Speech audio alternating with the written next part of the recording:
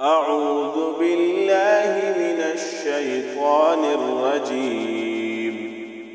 بسم الله الرحمن الرحيم. يا أيها المزمل قم الليل إلا قليلا نصفه أو انقص منه قليلا أو زد عليه ورتل القرآن ترتيلا إنا سنلقي عليك قولا ثقيلا إن ناشئة الليل هي أشد وطئا وأقوم قيلا إن لك في النهار سبحا طويلا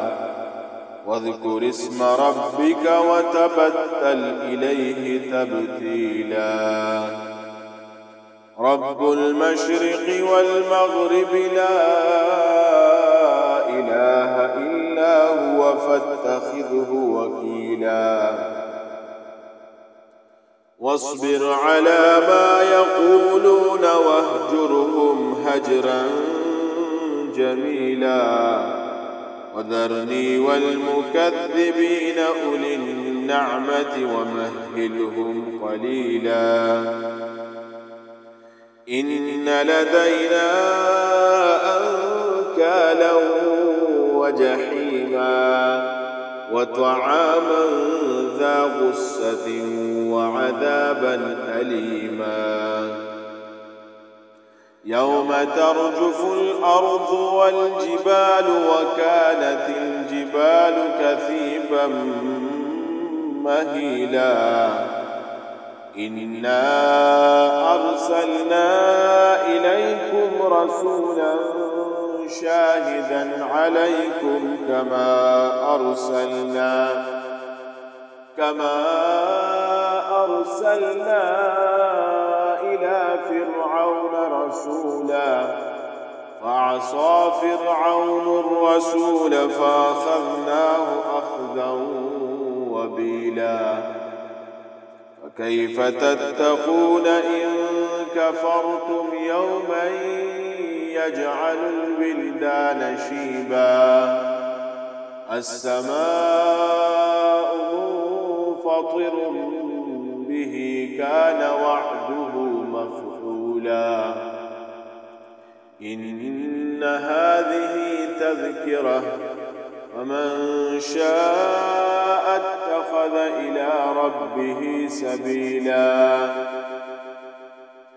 إن ربك يعلم أنك تقوم أدنى من ثلثي الليل ونصفه وثلثه وطائفة من الذين معك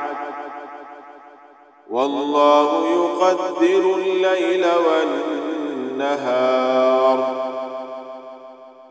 علم أن لن تحصوه فتاب عليكم فاقرؤوا ما تيسر من القرآن علم أن سيكون منكم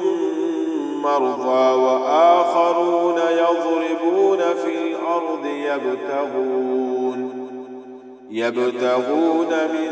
فضل الله وآخرون يقاتلون في سبيل الله فاقرؤوا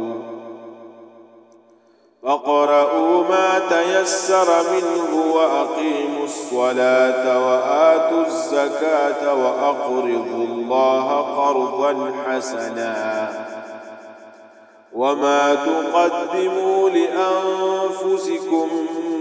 من خير تجدوه عند الله هو خيرا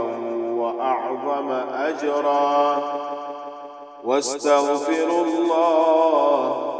إن الله غفور رحيم